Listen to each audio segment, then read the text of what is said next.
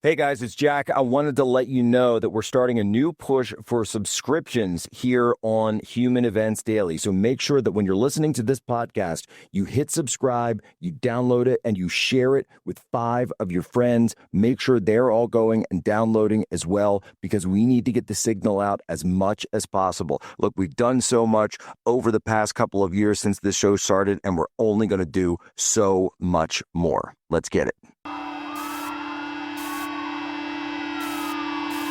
This is what happens when the fourth turning meets fifth generation warfare.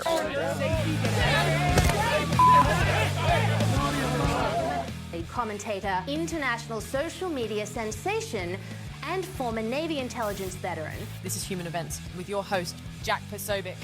Christ is king. President Trump holds a cabinet meeting at the White House this morning as he hopes to close in on a deal to end the war in Iran. Consumer sentiment hitting an all-time low amid growing concerns about inflation and Trump's war with Iran, which means Americans are more down on the economy than at any other time since 1952. New construction is underway for an unprecedented spectacle. A cage fight at the White House.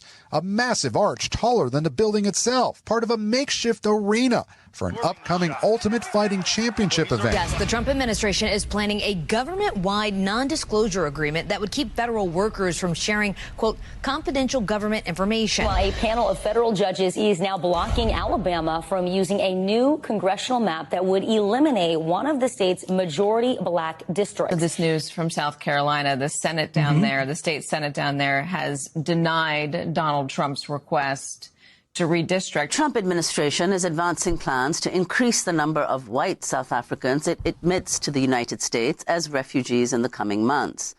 The proposal would see an additional 10,000 white South Africans resettled into the U.S., even as the Trump administration continues to block the entry of refugees from other countries. The Associated Press has now projected, right now, that in fact Ken Paxton has in fact won this runoff primary against John Cornyn.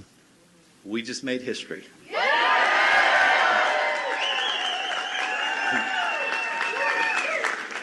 I want to thank my family, my kids, my grandchildren, the Paxton Patriots, and every single person here today. I'd also like to thank Scott Pressler and Turning Point Action.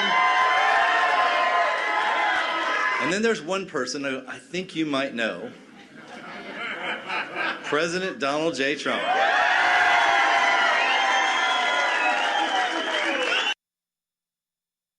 Ladies and gentlemen, welcome aboard today's edition of Human Events Daily. We're here live on Real America's Voice. Today is May 27th, 2026. Anno Domini. We go now to Texas, where we're very honored to have once again on the program a good friend of ours, incredible patriot, a historic candidate who just won a historic upset. And yes, it is a patriot upset in Texas. His name is Beau French, and he just won the primary for Texas Railroad Commissioner. Mr. French, how are you? Jack, I'm thrilled to be here. Thank you for having me on today.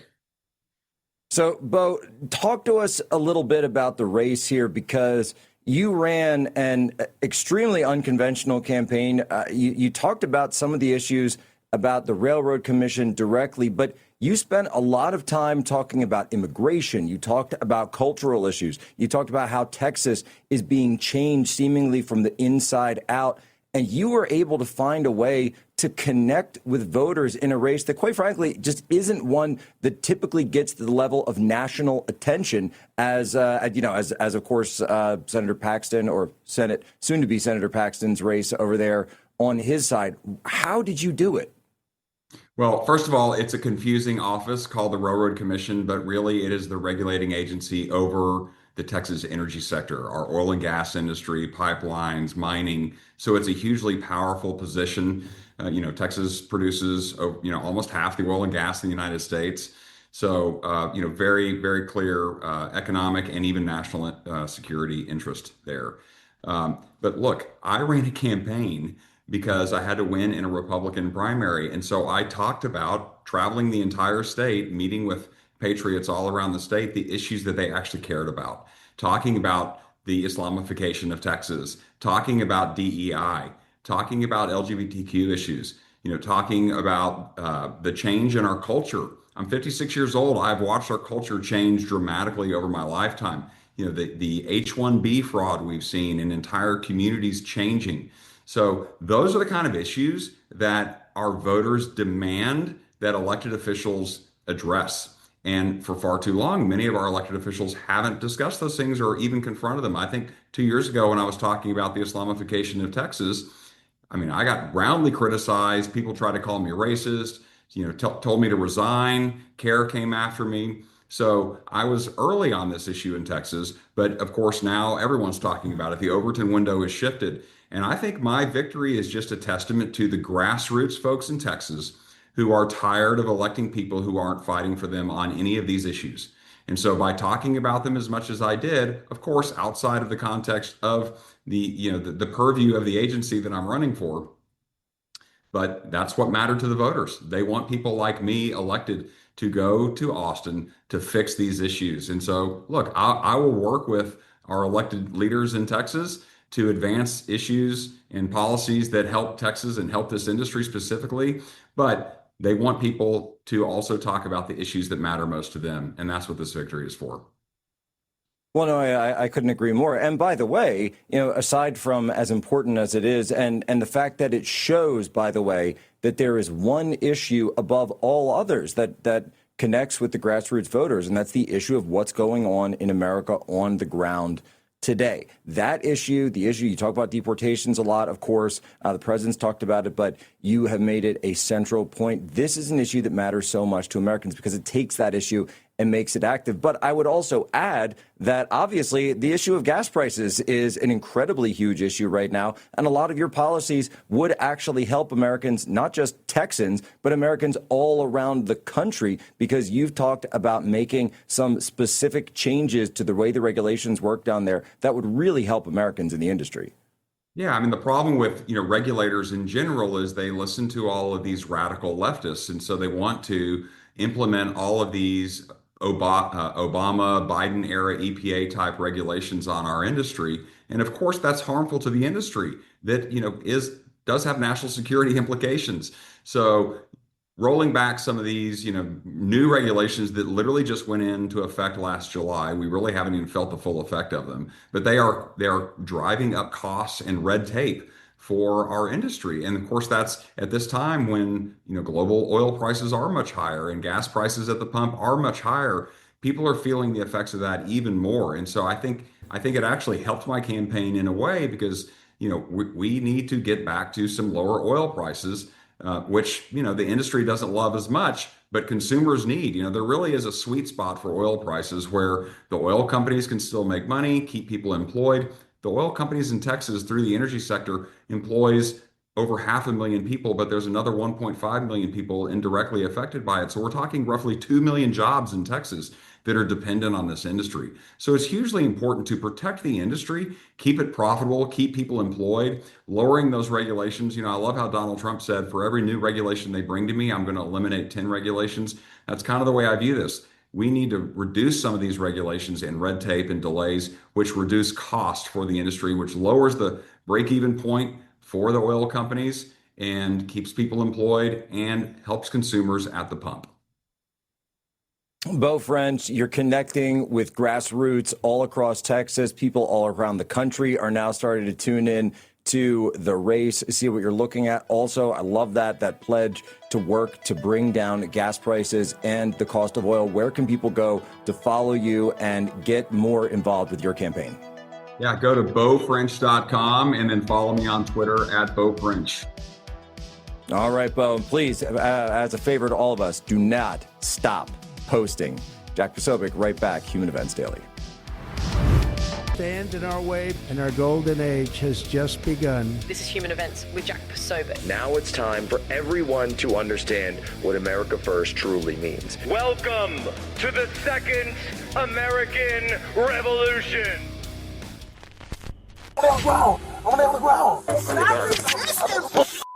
It charges former Minneapolis police officer Derek Chauvin with murder in the second degree for the death of George Floyd. In terms of the placement of Mr. Chauvin's knee, would that anatomically cut off Mr. Floyd's airway? In my opinion, it would not. had you found Mr. Floyd under different circumstances, you would have determined this to be a fentanyl overdose. Sabin is in the courtroom, but America's on trial.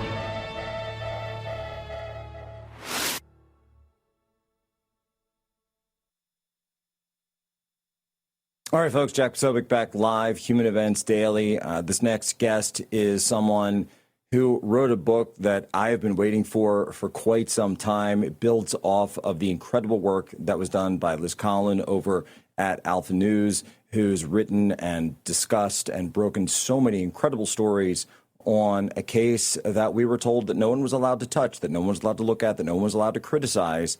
And you put all of it together, and really the worm is turning, as they say, on this case in specific detail. The book's called American Scapegoat: How a Corrupt Justice System Sacrificed Derek Chauvin to the Mob. The author is T.J. Harker. He is a former federal prosecutor. He joins us now. TJ, how are you? Great. Thanks, Jack. Thanks for having me on. Well, I have to say, as I was chatting with you in the break just there, I said, this is a book that so many times I've been telling myself, gosh, I would love to write something like this, because the amount of misinformation and lies out there about the Derek Chauvin case is just absolutely staggering. Not to mention the act itself of what happened that day. And I've been to that square, George Floyd Square, as it's called today. But also in the trial itself, as pertains to the makeup of the jury and people who essentially presented themselves under false pretenses to be on the jury. But at the same time, there's a tremendous social cost, or at least there was, in breaching any of these issues. What made you want to write this book? Yeah, that's a great question. I think, when the events first happened, I sort of was watching them out of the corner of my eye from the vantage point of a federal prosecutor, which I was at the time. And I thought, this looks more or less like an ordinary arrest, which I think to regular people who are not familiar with explosive violence and the potential for an ordinary arrest to go south very quickly, it looked unusual, looked harsh, but really it just looked like an ordinary arrest. Long story short, about a year later, I had finished some large trials. I had left the Department of Justice. I started writing for some outlets, which you've heard of. I've written several articles for many of these outlets, including a few about Derek Chauvin.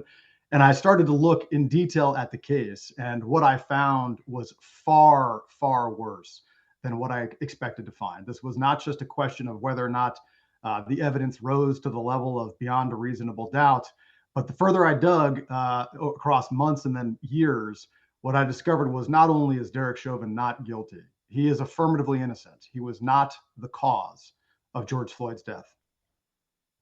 Well, and let's dig into that right there, because look, for many people, the last thing that, that didn't watch the trial, the last thing they remember was they see this video. It's presented, without any context of what appears to be a police officer, appears to be detaining a subject. And the police officer is white. The suspect is black. They see him, on the back. They see the man on the ground. And they hear people screaming that he's being choked, that he's being murdered. Are you telling me that's not what happened?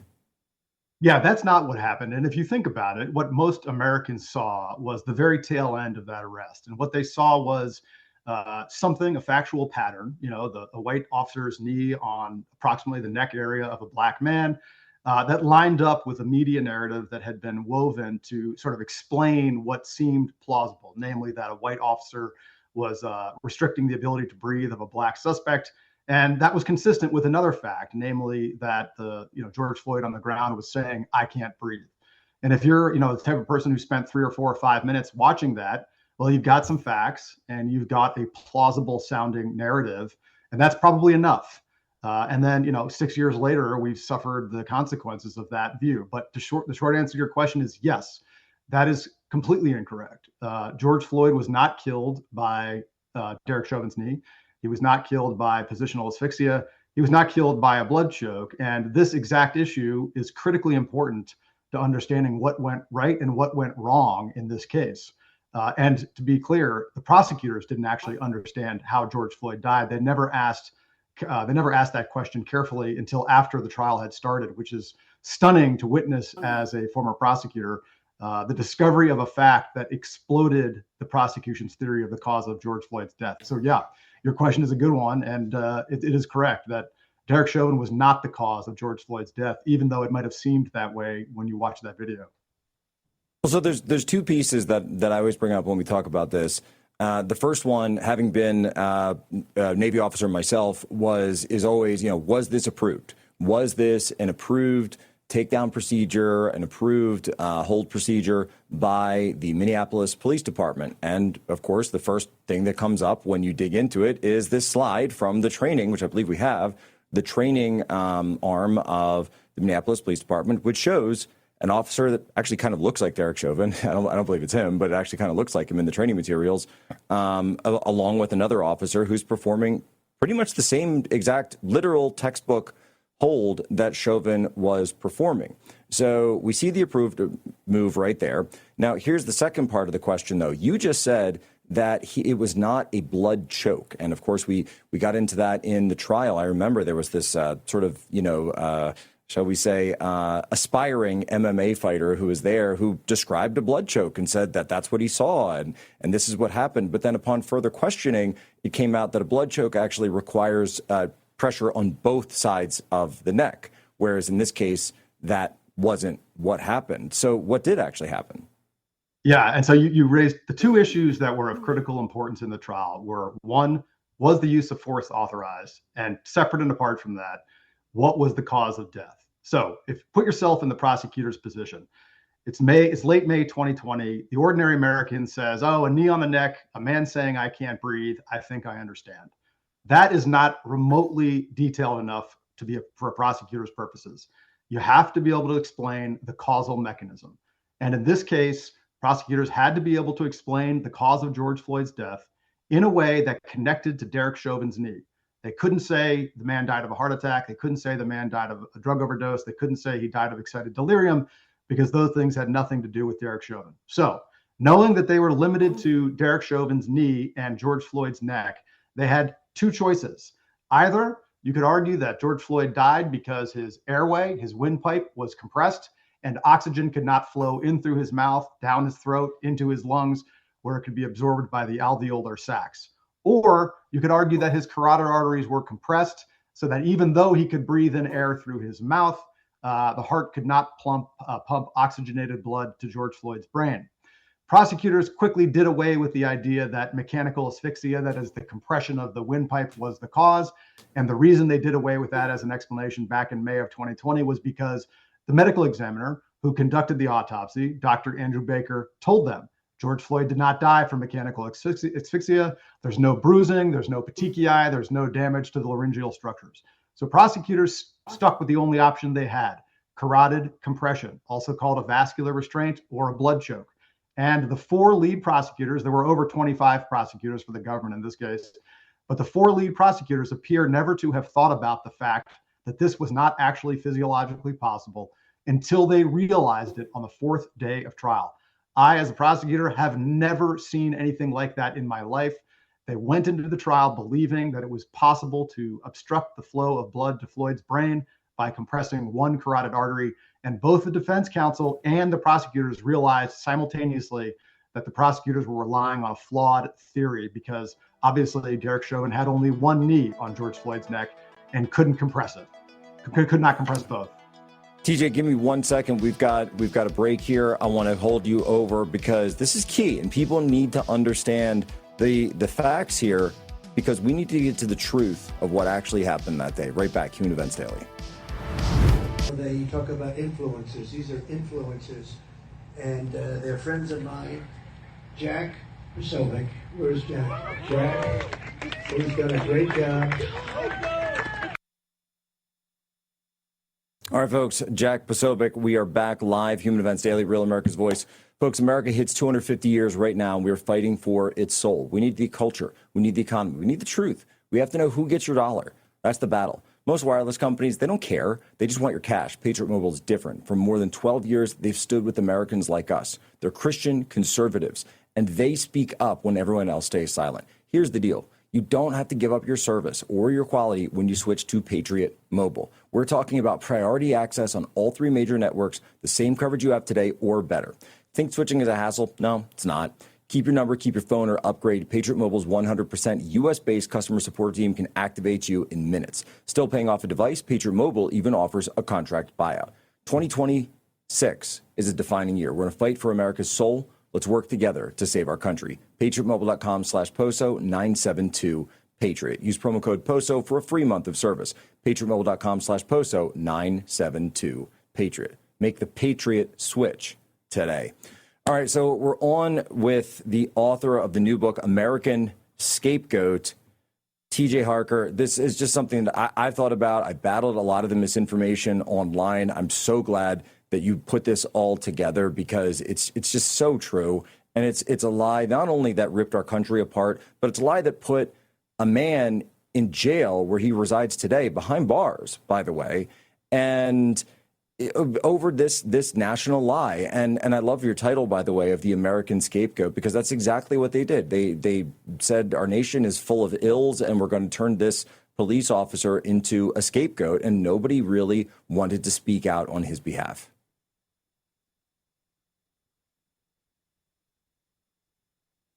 And so with this, when we dig into it some more, you know, the question then that a lot of people always get, and I went and pulled up his autopsy, what was the real situation going on with the amount of drugs found in his system? Yeah, so his death was a multifactorial explanation, but one of the key roles was the fentanyl and the methamphetamine. And a lot of people who sort of analyze this case, if they're coming at it without considering all the facts, what they say is, he did not die of a fentanyl overdose because he had a tolerance. He did not die of a fentanyl overdose because you don't act the way George Floyd acts if you have fentanyl in your system. He did not die of a fentanyl overdose because respiratory depression occurs 5 minutes after consumption. And if you research the facts, the maximum respiratory depression occurs 5 minutes after consumption. If you research the facts closely, which I have, all of these are actually explained by the available physical evidence. The fact is that George Floyd ingested a huge amount of fentanyl, but he did so not once, but twice on 2 separate occasions on May 25th. The first time occurred before the officers arrived. The second time occurred most likely as Officer Lane and Officer Kung approached the vehicle. George Floyd likely, it seems, shoved speedballs into his mouth as they approached. Now, we know that the speedballs were in his mouth because we found them later in the squad vehicle. He ingested those speedballs. Speedballs contain both methamphetamine and fentanyl. And so as he was being walked over from his own vehicle to the squad car, his heart rate was accelerating from the methamphetamine, which was offsetting the fentanyl. He then engaged in a massive struggle with the police. That struggle ended with him on the ground because the officers, 3 grown men, could not control him, even though he was handcuffed. And they waited for the ambulance to come. As they waited, the methamphetamine began to wear off. The increased heart rate from his incredible struggle with the police began to slow down, and the fentanyl kicked in, and respiratory depression began. When they conducted the autopsy and the toxicology report, they found 11 nanograms per milliliter of fentanyl in his blood. This is, by all accounts, an extremely high dose. It is a lethal dose for most people. One counterargument to this that many have made is that George Floyd was a user. He was an addict, and therefore 11 nanograms per milliliter was not fatal for him. That is incorrect. George Floyd had overdosed 1 month earlier in April of 2020. He spent 6 or 7 days in the intensive care unit. He almost died. He then got clean, according to the testimony of his girlfriend, Courtney Turner. He was clean for many weeks and started using it again shortly before he was arrested on May 25th, 2020.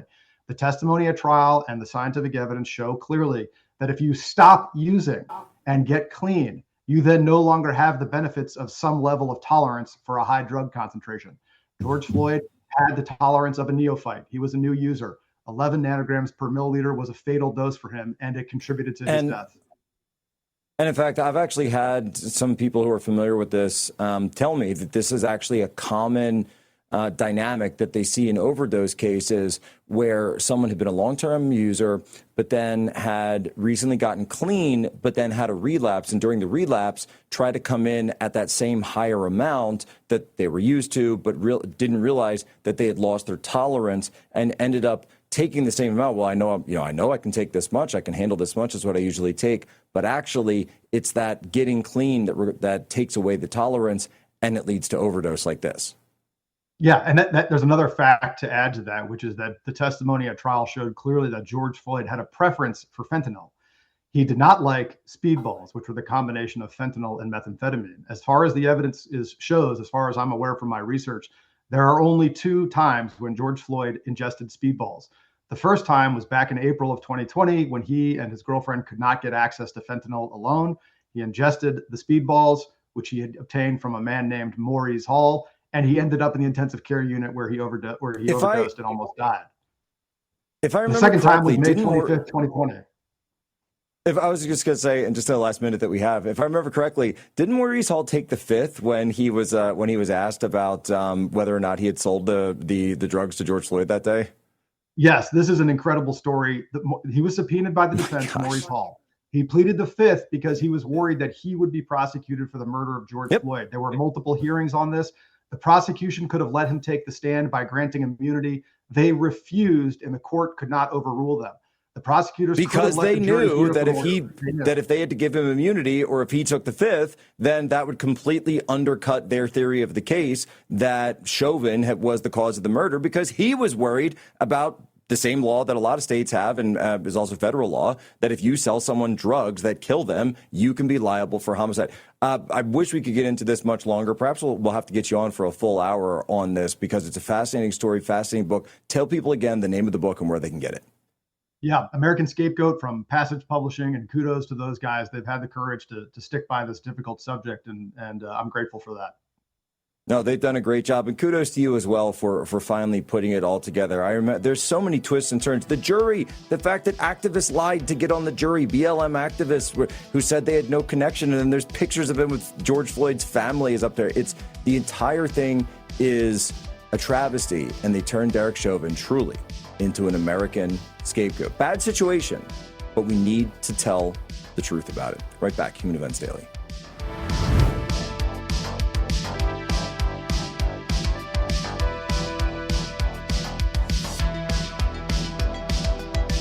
Jack?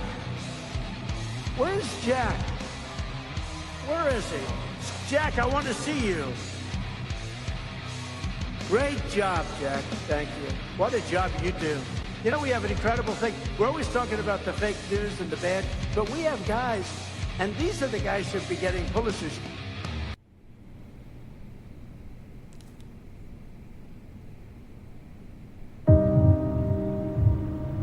I know you never expected this. The voices and the anger are so loud.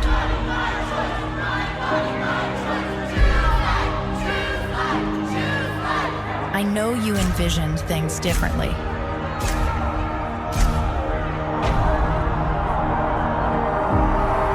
They're telling you that you've only got 2 choices. But the truth is, there's 3. Are these options difficult? Of course they are. But you deserve to know. Adoption is an option.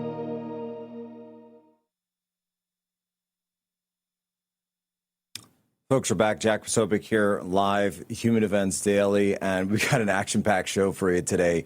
Just incredible guests from Texas to Minneapolis and now to the Life community. And for folks who remember the Super Bowl a couple of months back, of course you remember our Turning Point USA halftime show, which was incredibly amazing. But for my money, there's only one ad that I actually remember from that night. And I was, busy running around behind the scenes and doing a lot of things. But I did try to go back and watch most of the ads and just see what was going on, what was out there. And the one that people kept sending me, the one over and over, and even from the very first time I saw it that had such an incredible impact, was an ad for adoption.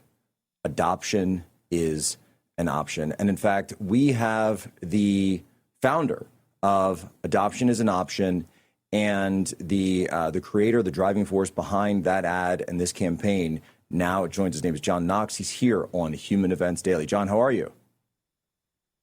Great, Jack. Thanks for having me. So talk to us about the organization and the ad. How did this all come to be? It all came about 5 years ago after I had sold my last surety bond company. I'd built and sold companies over 40 years that specialized in the surety bond business. And when I sold my last company, I knew I wasn't going to start another one. And somebody told me you have to be empty to let God fill you up. And so I took that seriously and I went on a journey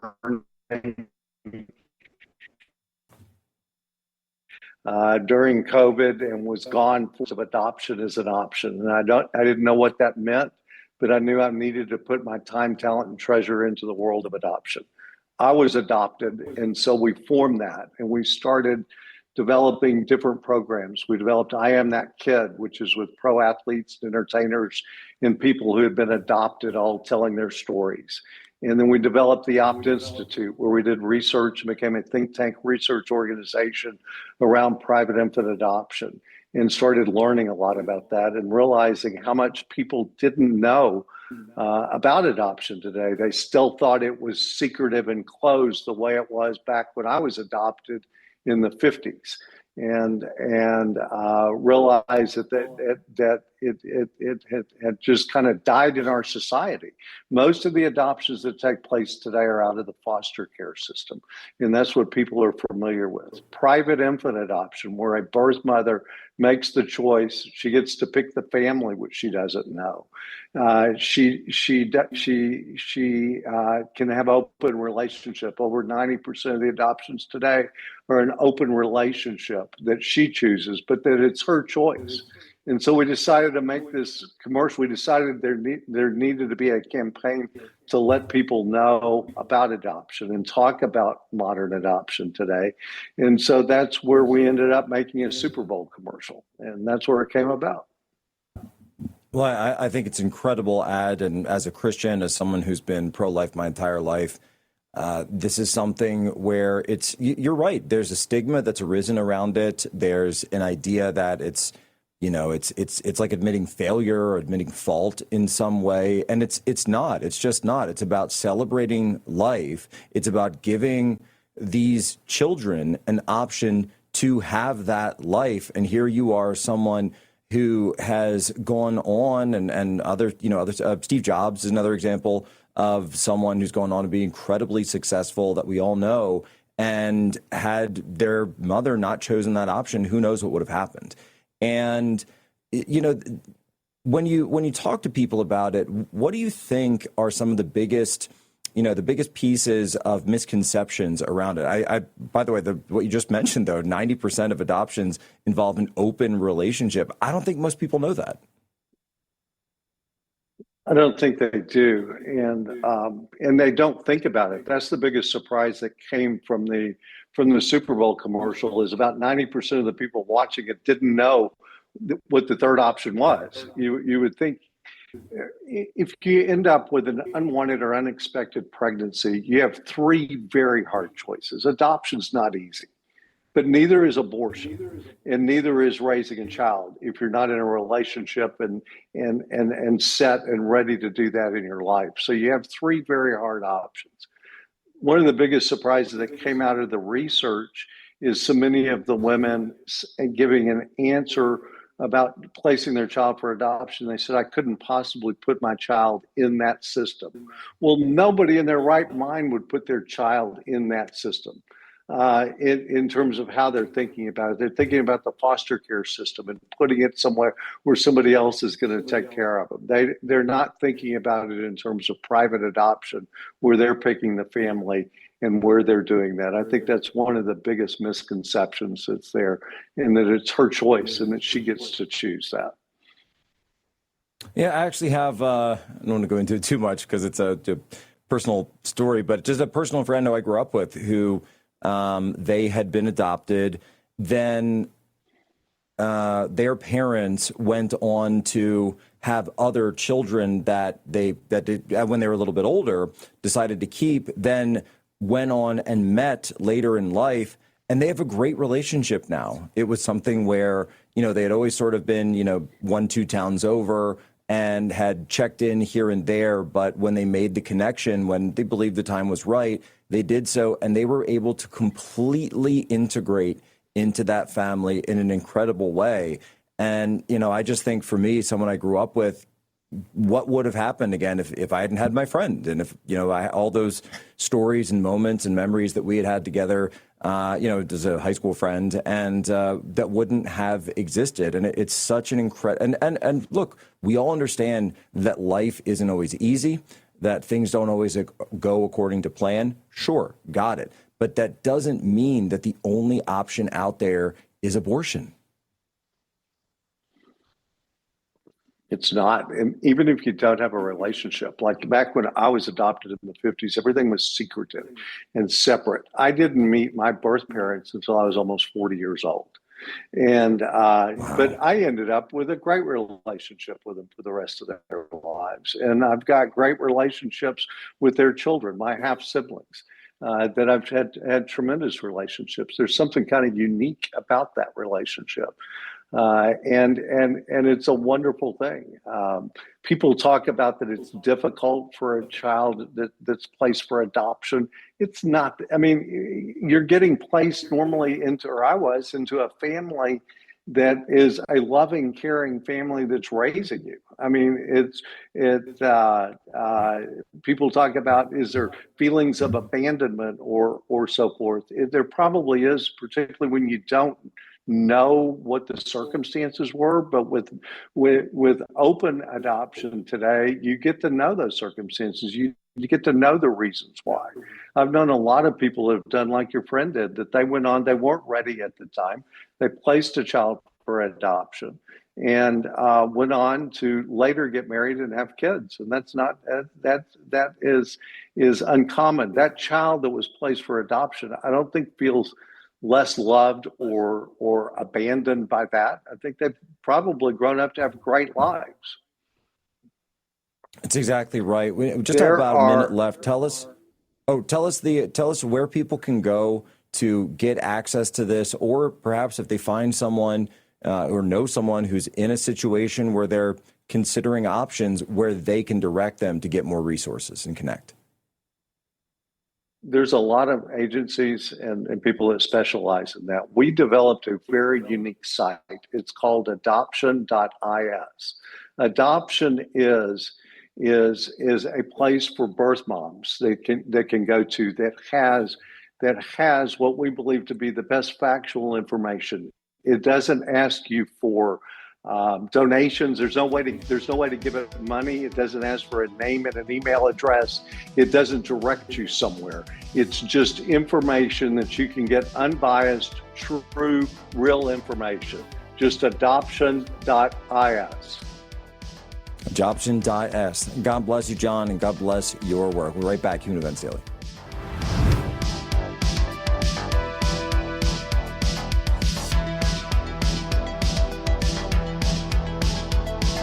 Call this the Jack Posobiec Appreciation Hour. I can say confidently, I think Josh Shapiro would be the vice presidential nominee if it wasn't for Jack Posobiec. And that is, I'll be honest.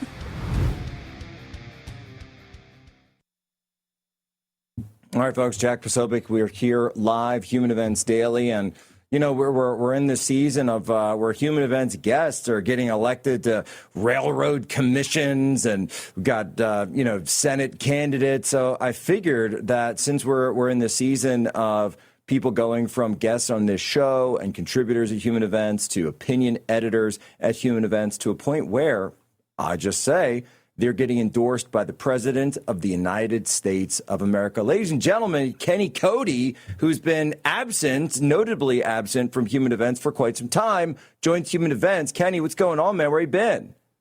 Hey, man, I've just been out knocking doors. We've been out putting up signs, been out visiting the great House District 11 of Cox, Jefferson, and Hamlin County. I was actually out today knocking doors and meeting constituents, and have made it back home. This is a little bit different area than I'm usually in when I'm doing interviews with you and getting here on Human Events Daily. Good to be with you. I'm live from my bedroom here in Cosby, Tennessee. It's great to be with you. Well, it's amazing, and I just have to say congratulations on I saw it I guess it was over the weekend, where, we get in this post and suddenly I'm on Truth Social, got my notifications on for it as usual. And I see the president posting. I said, what president posted? I said, wait a minute, he's posted about Kenny Cody. What happened there? Tell us the story. Man, me and my dad were out knocking doors and, like I said, putting up signs. And I got a call, and it said that I should get ready for my good friend Amory Palin, that I should get ready for a post on Truth Social within the hour. And lo and behold, about an hour later, President Trump endorsed our campaign for House District 11 here in the great state of Tennessee, and talked a few things about me being a civic leader, and me being a teacher, me being a conservative columnist and an editor here for Human Events, and just got his endorsement, and he believes in our campaign, and I hope, along with President Trump, we can earn some endorsements and support from across the district. But so honored to have his support. It is, of course, the biggest stamp in Republican politics and in elected office to have the stamp of approval from the President of the United States and the founder of the MAGA movement, that is Donald Trump, and glad to have his support, and so honored to have his backing as the Republican nominee for this district. When you saw that happen, this is something where, the president doesn't always get involved in state races like that. I mean, he does from time to time, but it's he's usually more federal races or, governor's races, that sort of thing. What was it, you think, about your work for championing the regular folks out there, championing populism out there, that really made that connection with the president? Well, I think President Trump, as he said before, and when he's posted my articles, I think he's seen the passion that I have for House District 11, the passion I have for the MAGA movement. I think that he knows that I'm going to carry those America First, that Trump conservatism to the halls of the Tennessee State Legislature in Nashville, and embody those values. Look, he talks about how we're going to bring American energy back to this district. We're going to bring the economy back here. We're going to create jobs for House District 11. We're going to create jobs for the great state of Tennessee. And I think over about the last 10 years, when I've been able to champion these values and championing my home and embody my home. I mean, Jack, right after Hurricane Helene, I came on with you and we were talking about the need for this area, the many different issues that are facing Appalachia, the many different issues that are facing House District 11. And I think President Trump has seen my passion, and he's seen me embody the Trump conservatism that he has brought to the Republican Party. And I think that, through that connection, through my work in conservative politics, I've been lucky enough to have his stamp of approval on my articles. I've been lucky enough to meet the president and him shout me out on Truth Social and on social media for my work for Human Events and for the conservative movement. And I think he has just seen that House District 11 is deserving of a native. They're deserving of somebody who has been involved in the Republican Party and has delivered victories for Republicans across our district and across our state. And I think he saw that. I think he saw the passion that I have, and the great people of House District 11, as he says here, that have delivered 85 to 15 victories for him in 2016, 2020, and 2024. They deserve a Trump conservative sent to the halls of Nashville and the Tennessee State Legislature in Cordell Hall. And I think that with his endorsement, we're going to have a very good chance to do that. Well, I mean, it's just incredible. Now, when you're out there, though, tell us a little bit about the district. I mean, obviously, look, we remember you coming on here when so much was happening with the hurricane, when so much was happening with the disaster that occurred. But tell us, when you're out there now, talking to people, you're knocking on doors, you're going street by street, what is it that you're hearing from the locals when they're talking politics? Well, the first thing is, and it's the main three things that I base my campaign around is for number one, strengthening public safety. After Hurricane Helene, as I've been on the show to talk about before, we have to make sure our law enforcement, our volunteer fire departments, and all the great men and women who risk their lives every day for the people of House District 11, how they're fully funded and they have the backing from the local, state, and federal government. Number two, you're going to be able to safeguard families. Every day, President Trump mentions in the endorsement that the always under siege Second Amendment is under attack. attack. And I think that that's one thing that I've heard for the hunters, the outdoorsmen here in our district. That is something that is continually under attack by RINOs, by Republicans in name only, and they're under attack by the leftist Democrats and the progressives in this country. We have to make sure our Second Amendment is protected. We have to make sure that we're carrying the pro-life message, fighting against the anti-baby, the people who are trying to kill the unborn. We need to make sure that we're protecting the unborn and carrying cultural family values to the halls of the Tennessee State Legislature. So we're going to safeguard our families. Number 3, cutting red tape regulation. House District 11 relies on small businesses. We rely on everyday people who helped prop up our economy. And I think there are far too there's far too much red tape that needs to be cut. Like right on in November, there's going to be a constitutional amendment, number 2, that's going to prohibit the state legislature, prohibit the state government from ever enacting a property tax on the state of Tennessee. Now, we currently don't have a property tax in the state of Tennessee, but what that constitutional amendment is going to do is actually ban the state legislature from ever being able to enact that. So things like capping property taxes, eliminating needless taxes, perhaps on the grocery tax, are all policies that I'm running on. And I'm going to make sure that we have low taxes. We're going to safeguard our families, and we're going to strengthen the public safety for our law enforcement and our men and women in uniform here back home. And that's the things that I'm hearing every day when I go and door knock, when I go to events, and I'm going out and meeting the people where they're at in House District 11. Well, it's something that's so obvious. It seems, though, it comes down to the economy. It comes down to cost of living. It comes down to these types of things that people want. And that's why I think, and I know you know this, but that's why the president won. It's because he was able to connect with people that the rest of the world had just forgotten about. Absolutely. Well, my district embodies the everyday American. Our factory workers, our teachers, our law enforcement, the people who pick up their shoes every single day and they go out into the public and they serve their community. And I think that that's why I can relate so much to these people. I've been here all of my life. The only time that I ever even was out of this county was to attend college, and I came back here as soon as I graduated to come back here and serve my community. Whether that's been as a coach, whether that's been as the Republican Party chairman over the last 7 years to deliver for our civic servants here, or that's just been as a teacher and teaching our youth. I have dedicated my life to being here in House District 11 and giving back to our region. And I think that the people here can see that. I think President Trump has seen that. I think people like Mayor Glenn Jacobs and others have seen that. And I think that I'm going to be able to take those values to Nashville. I'm going to be able to not stand up for the lobbyists, not stand up for the PACs, not stand up for the corporations, but actually stand up for the people of House District 11 and carry the values, the faith that they have, the passion that they have for their home.